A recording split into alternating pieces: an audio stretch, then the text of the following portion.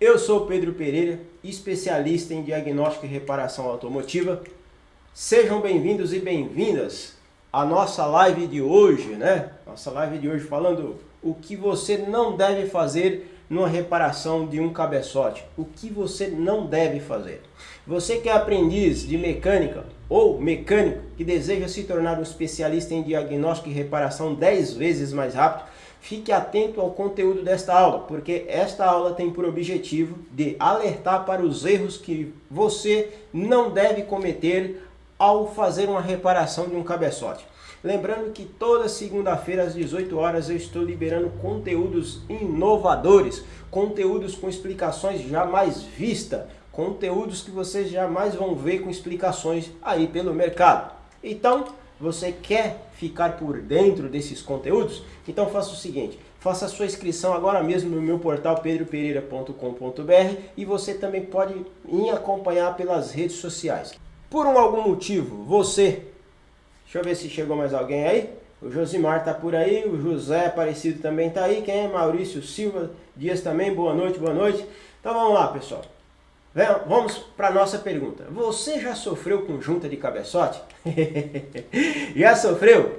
Quem nunca tirou um cabeçote 2, 3 vezes porque coloca, às vezes tira, não acha nada, monta de volta e fica lá sofrendo e às vezes é coisas que a gente pode, né, evitar esse tipo de situação. Então vamos lá. Olha a pergunta. Você já sofreu com uma junta de cabeçote? Um dos maiores erros ao reparar um cabeçote é as pessoas não se atentar para os tipos de juntas. Tipo de junta que deve ser montada no cabeçote. Olha só, então vamos lá. Aqui eu tenho uma junta de cabeçote. O que acontece, pessoal? Ontem a gente falou dos motores com a questão de estar com a taxa de compressão mais elevada. E para isso eu preciso de um óleo lubrificante para atender essa necessidade. E a junta de cabeçote é a mesma coisa. Porque a partir do momento que começaram a elevar a taxa de compressão, a subir a taxa de compressão, então você precisa de um maior aperto no cabeçote. Você precisa de uma junta específica para isso. E muitas vezes a pessoa tira a junta que é de chapa e coloca a junta de amianto. E aí o aperto é muito grande, essa junta pode deformar qualquer coisinha que o carro esquenta um pouquinho a mais, já é o suficiente para começar a dar problema. Então, junta de cabeçote, a gente tem que descobrir qual que é a junta certa. Se é a junta de ferro, se é a junta porque os motores mais antigos, ele usa até junta de amianto. Porém, a taxa de compressão desses motores é muito mais baixa, né? Então, para os motores mais novos, né? Já peguei uns 3, 4 casos, né? De o carro estar consumindo água, consumindo óleo. E aí, quando você vai ver a junta de cabeçote, que é de amianto, e aquele motor, ele tem que ser a junta de chapa. Então, temos que tomar cuidado com esse tipo de coisa. Desmontamos o motor, tiramos o cabeçote, vamos atrás da junta correta e colocar a junta certa no cabeçote. Bom, vamos lá. E o que mais? Você já sofreu com defeitos que ocorreram após montar o cabeçote? Sim ou não? Quem não já sofreu com isso? Montou o cabeçote, depois que montou o cabeçote, aí começa a dar outro problema. O que a gente faz com isso? Olha lá. Olha os erros que a gente pode cometer, que é bom a gente evitar para que o nosso trabalho seja um sucesso, para que a gente não perda tempo depois com o retorno. Bom, primeira coisa, eu já vi muita gente arrancar cabeçote e mandar para retífica. Pessoal, retífica, se já é da tua confiança, legal. Mas se não é, tome muito cuidado. Primeiro, por quê? Porque eu tenho que saber fazer esse tipo de reparo. Eu não posso apenas confiar na retífica. Eu preciso ter certeza. Então, peraí, se eu desmonto um cabeçote, vamos lá, eu tenho um carro que está consumindo água. Eu vou lá e arranco esse cabeçote fora. E eu estou suspeitando, eu vou mandar o cabeçote para a retífica?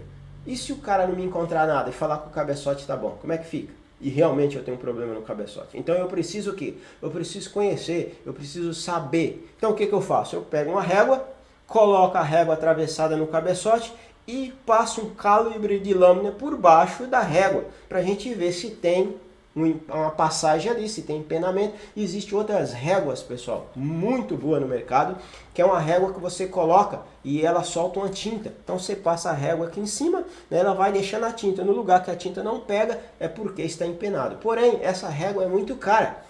E uma régua como essa é muito simples, calibre de lâmina na oficina todo mundo tem. E uma régua como essa é muito simples, é só ir no torneiro, numa própria retífica e pedir para o cara, pega uma barra de aço, manda o cara passar no torno, perfeita, pronto, você já tem uma régua.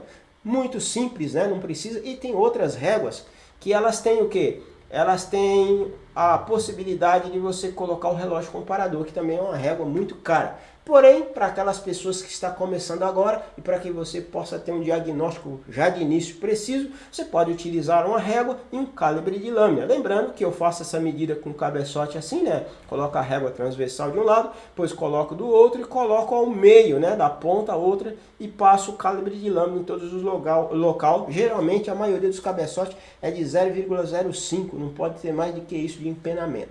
Um outro detalhe que as pessoas deixam passar: medir a altura do cabeçote. Tem muito carro no mercado hoje que não permite você retificar o cabeçote. Retificou o cabeçote, mata o cabeçote. Eu vou falar já para vocês o que está por trás disso aqui. Espera aí que a gente já vai falar disso já. O que mais? E eu tenho aqui um cabeçote que ele está sendo feito a plana lá no torno da retífica. Então, vamos pensar o seguinte. Olha só que loucura. E por isso que eu estou dizendo, é importante a gente saber dessas coisas para a gente agilizar o nosso trabalho. Vocês estão vendo aqui, ó, o cabeçote ele está no torno, aqui, ele vai fazer a retífica. Essa peça aqui, ela é uma peça giratória e na ponta dela tem uma fresa. A fresa vai passando e vai planando o cabeçote. O que acontece com tudo isso é que as pessoas não param para pensar que aquelas marcas, tá? Quando a fresa ela passa no cabeçote, ela vai deixando umas marcas da fresa, né? E o que que acontece? A rugosidade, né? Chama-se de rugosidade. O que que é rugosidade? É a marca da fresa que fica no cabeçote. E tem montadoras que não permitem ficar nada, você tem que deixar liso. E tem montadoras que até permitem. Então o que que o pessoal faz? Eles dão um passo no cabeçote, a rugosidade fica muito alta, o que que faz? Mete uma junta de amianto para compensar aquelas rugas que ficam no cabeçote. Aí quando você manda numa retífica boa, que o cara é bom mesmo, o que que ele faz? Ele vai buscar qual é a tolerância, né, de rugosidade nesse cabeçote na hora que fazer a retífica. Então ele vai precisar dessa ferramenta, que é uma ferramenta para você medir rugosidade do cabeçote, que nada mais é do que um micrômetro. Você pega essa ferramenta, coloca em cima do plano da junta, vai passando ela em cima e ela vai te dando a leitura. E você sabe ali a marca da fresa se está dentro da tolerância ou não. Aí o que que o pessoal faz? Mete uma junta de amianto. A junta não aguenta, porque você está com a compressão ali muito alta. E o que mais? Às vezes o aperto não é o suficiente, começa a ter dor de cabeça. Bem, outra coisa interessante que é a questão da altura do cabeçote. Tem montadora que não permite fazer retífica. Aí o cara fala, não, mandei lá na retífica, o cara só deu uma limpada. Então vamos lá. Eu fui dar um auxílio para uma pessoa na oficina que aconteceu isso. É um carro, não vou falar a marca do carro aqui porque, né? Ele pegou e fez o seguinte, mandou o cabeçote para a retífica, os caras deram uma planada no cabeçote. Beleza. Aí ele trocou, né, a junta bonitinho, fez tudo que tinha que fazer, montou as correias, tá, o carro ficou fazendo barulho no esticador da correia. Por quê? Porque quando você dá um passe no cabeçote, você abaixa, né? Você está tirando material, você abaixa o cabeçote.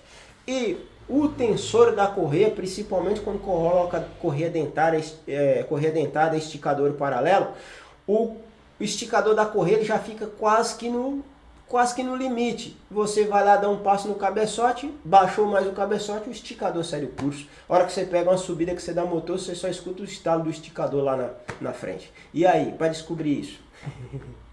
Aí eu peguei e falei, cara, mas o que você fez? Ele falou, não, nada, o carro ferveu, eu fiz o cabeçote. Falei, cara, mas você fez, o que você fez? Falou, não, eu mandei para a retífica lá só para dar uma limpadinha. Ah, meu, falei, pode arrancar fora. Quando a gente arrancou, que foi ver, abaixaram o cabeçote demais e o esticador da correia saía fora do curso. Tem que tomar muito cuidado com isso, além de detonações. E tem mais, tem carros que ele não aceita, tá? Tem uns carros da Ford que não aceita isso. Quando você dá uma planada no cabeçote, você taxa mais ainda o motor. A hora que você pega uma subida, que você dá carga no motor, o motor começa a castanhar e pá, acende a luz da injeção. Detonação do cilindro tal, detonação do cilindro 1, 2, 3, 4, ele dá essas falhas e a luz da injeção fica louca lá e você não sabe o que fazer. Por quê? Por causa de um erro que foi cometido de ter planado o cabeçote. Então, tome muito cuidado com isso. Legal? Fica atento. Não devemos mandar um cabeçote para a retífica sem ter certeza do que a gente está fazendo. Primeiro, vamos ver, esse cabeçote permite retífica? Sim. Realmente está empenado? Sim. E a rugosidade que a retífica deixou, está dentro, está fora? Se eu tirei um cabeçote, faço essa medida, esse cabeçote está inteiro, então por que esse carro está aquecendo? É cabeçote? Se eu já fiz a medida e o cabeçote está dentro. Não está consumindo água, apenas está aquecendo. É problema no cabeçote? Não é? Se eu fiz a medida, está tudo certo. Beleza. Posso até mandar para a retífica para fazer um teste de trinca, sei lá. Posso até mandar para tirar uma dúvida, mas eu como técnico, você como técnico, você tem certeza que esse cabeçote está em bom estado. E esse é o método mais simples e mais barato para que você possa fazer o diagnóstico. A altura do cabeçote, outra coisa também. Agora, já esse equipamento ele já é um pouco caro, né? E geralmente só a retífica tem. Porém, você pode mandar o cabeçote para a retífica e falar, olha, eu fui atrás da informação e a rugosidade permitida para esse cabeçote aqui é de tanto. Portanto, retífica, você vai me retificar o cabeçote, me deixa dentro da tolerância de rugosidade para que eu não seja necessário colocar uma junta de amianto para compensar a folga ou que eu coloque a junta original e eu não vou ter dor de cabeça. Então, tá aí a informação, tá aí o aprendizado. Você sabe qual o momento de substituir os parafusos do cabeçote? Olha, tem muita montadora que já manda você trocar automaticamente. Remover o cabeçote, troca os parafusos. Mas tem montadora que não. Então aqui vai o seguinte. Vai uma das técnicas para substituição dos parafusos. Vamos ao quadro. Olha só, de novo. Aqui a gente não dá dica, aqui a gente ensina. Então, o que a gente faz? Aqui é quando a gente tem, né, a questão do cabeçote, né? Tá aqui o cabeçote, onde que vai os parafusos. Vai 1, 2, 3 e por aí vai. Então, o que a gente tem que fazer? A gente tem que medir a altura do parafuso com o paquímetro. Por que a gente tem que medir a altura do parafuso?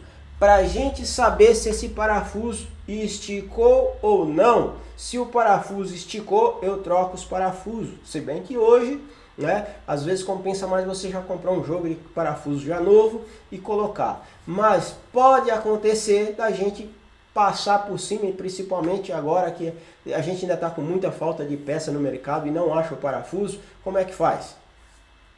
Se a montadora manda você, não, substitui apenas o parafuso que ultrapassou o limite. Legal, você vai lá e faz o quê? Faz a medida. Faz a medida para ver qual que é o tamanho do parafuso, que isso vai mudar de carro para carro, né? Faz a medida, pode ver aqui que a gente tem uns valores diferenciados, né? Isso aí aqui, ó, você pode perceber, porque um dos parafusos esticou, tá com os valores diferentes, né? O que acontece? E aí é aquela história. Se eu montar esse cabeçote e ele já está esticado, eu tenho uma grande chance de quebrar esse parafuso na hora do aperto.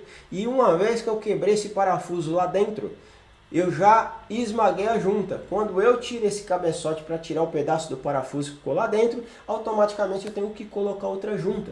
Por quê? Só voltar um pouquinho aqui para que vocês entendam legal. O que acontece? Quando você aperta o cabeçote, a primeira coisa que esmaga são os anéis de fogo, né, da junta, que a gente chama isso aqui de anel de fogo. Uma vez que você esmagou isso daqui, mesmo que você dê um aperto correto, já esmagou, já tirou fora da tolerância. Tem que trocar a junta de novo. Então, tome muito cuidado com isso, tá? Então, falando ainda aqui dos nossos parafusos, o que a gente tem de erro na hora que a gente vai usar esses parafusos? Porque a maioria desses parafusos aqui tem que ser aperto em grau e não em quilo, né? A maioria das montadoras aí manda você apertar esse cabeçote em graus, né? E não em quilograma. E muitas vezes as pessoas acabam fazendo isso. Qual a forma correta de apertar um cabeçote? A regra de apertar o cabeçote deve ser respeitada para um serviço de qualidade, né? Um serviço de qualidade e sem retorno. Então, se eu quero fazer um serviço de qualidade, eu preciso respeitar a forma correta de apertar esse cabeçote. Então, vamos dar uma olhadinha. O que eu vi muito aí? O que eu vi muito por aí? Eu vi o seguinte: toda junta, mesmo ela sendo paralela, ela vem no verso da junta uma explicação de como você deve apertar esse cabeçote. O fabricante da junta já fala quanto que você tem que colocar de aperto no cabeçote e as pessoas não respeitam isso. A pessoa pega a embalagem da junta, rasga, tira a junta de dentro, joga a embalagem no lixo e não presta atenção que no verso da junta está explicando qual que deve ser o aperto no cabeçote. Outra coisa, eu vi pessoas apertando o cabeçote com 11, 12 quilos e falando, não, manda colocar 202 etapas de 240 graus que atinge 11 quilos. Pessoal, não é assim que funciona. Não quer dizer que o aperto dos parafusos está sendo em, vamos lá, 250 graus. Esses 250 graus corresponde a tantos quilogramas força de aperto. Não é isso. Por quê? Eu vou voltar um pouquinho aqui, só para que a gente entenda melhor. Olha só. Eu vou pegar esse parafuso, vou rosquear ele vai passar por dentro do cabeçote e vai ser rosqueado no bloco. Se eu tiver qualquer impureza no parafuso, ou eu tiver qualquer impureza na rosca lá do bloco, quando esse parafuso for rosqueando, que ele chegar naquela resistência, ele vai travar e eu vou puxar no torquímetro. O que vai acontecer com o torquímetro? Vai instalar. E você vai acreditar o quê? Falar, pô, deu aqui 11 quilos. Não é, porque o parafuso ele encontrou uma resistência de impureza. Lembrando que o correto quando você faz esse tipo de coisa de cabeçote é o quê? É você limpar os orifícios dos parafusos aqui. Porque fica água, fica óleo lá dentro da calça hidráulica no parafuso. Você chama lá no tórico, acredita que deu aperto e não deu aperto. Então tem que ficar muito atento com isso. Uma outra coisa muito interessante, que é o quê? Se o parafuso, vamos lá, se o parafuso ele está esticando, e eu chamar ele em 300 graus, por exemplo, ou 200 graus, sei lá, se eu chamar ele, ele vai fazer o que? Ele vai esticar. Eu estou chamando ele no grau, mas ele está esticando na verdade, ele não está apertando, ele está se dilatando. E aí na nossa cabeça o que está acontecendo? Eu estou apertando o cabeçote, quando na verdade não é isso, é o parafuso que está esticando. Então tomem muito cuidado com esse tipo de coisa. Por quê? Porque a partir do momento que eu faço um aperto no cabeçote e fica aqui 1 ou 2 parafusos, esse cabeçote, quando ele atingir a temperatura, o que vai acontecer? Ele vai dilatar, vai deformar daquele lado que está folgado e eu posso começar a ter consumo de água, de óleo, motor aquecer e por aí vai. Bom, então o correto é o quê? É obedecer o fabricante da junta. Olha atrás da embalagem ou se você comprou uma junta original, procura lá saber qual que é o aperto correto para evitar dor de cabeça ao montar um cabeçote. Vamos lá, você já sentiu inseguro ao fazer uma colagem de uma tampa de válvula? Bom, então vamos lá. Tem junta de tampa de válvula que é colada, né pessoal? Tem junta de tampa de válvula que é colada. Então, vamos entender aqui como que funciona.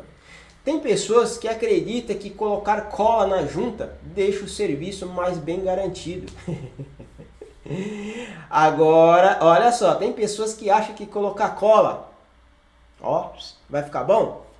Espera aí que nós vamos ver já aqui o que pode acontecer.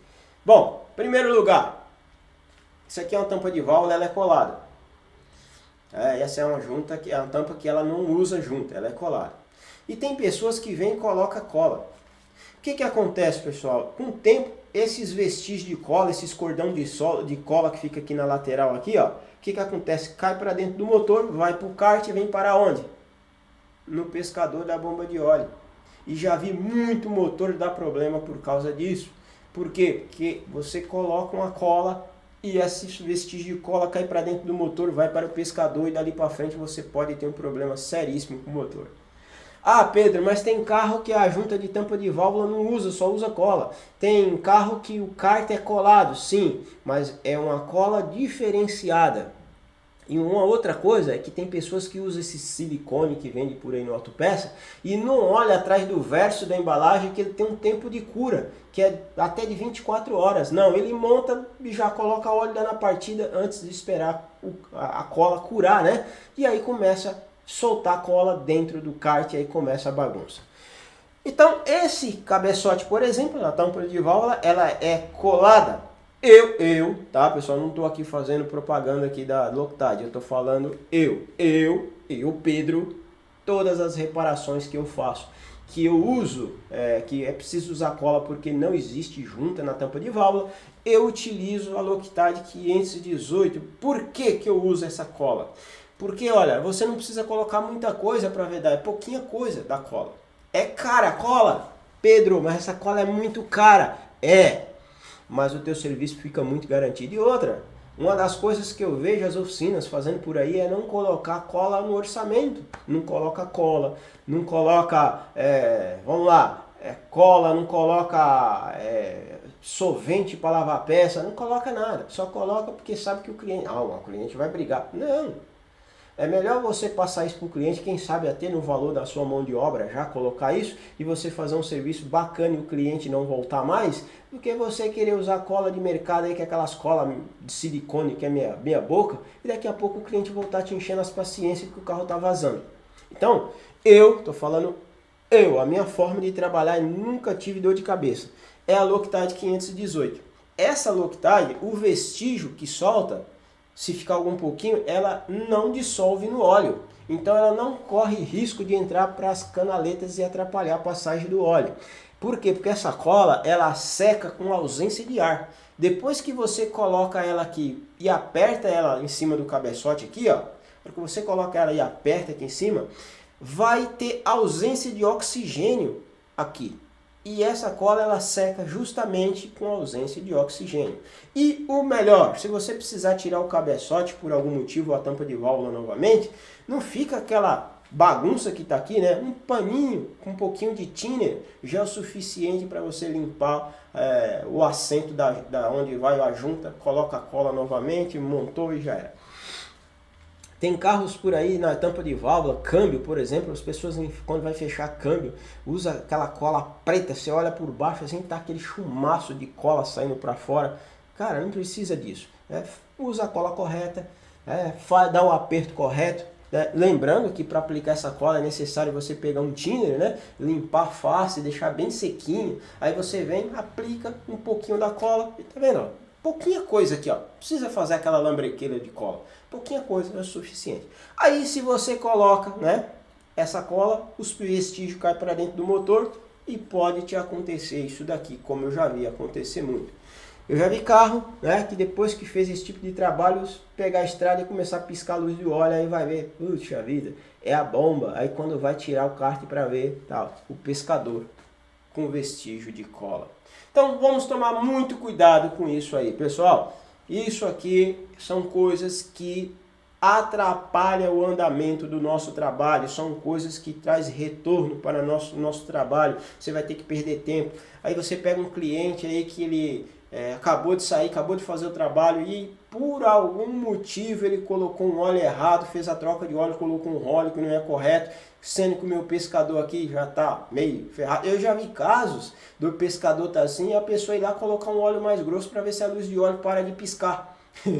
Não pode, né? Tem que ficar atento com isso. Então, tá aqui, né? Tá aí o aprendizado para que a gente não cometa o mesmo erro. Então aqui eu vou botar um pouco, só para a gente dar uma olhada, né? A gente precisa tomar muito cuidado em relação à junta, tem que colocar a junta correta, tem que ver os orifícios. Não, se o carro é com junta de chapa, vamos colocar a junta de chapa. E aí vem uma outra coisa interessante, que geralmente quando é junta de chapa é porque esse motor ele é muito taxado, então precisa de um maior aperto. Aí que tem que tomar cuidado com os parafusos mesmo, tem que ficar atento com isso. Pessoal, desde já eu agradeço a todos. Fique com Deus. Tchau, pessoal. Grande abraço.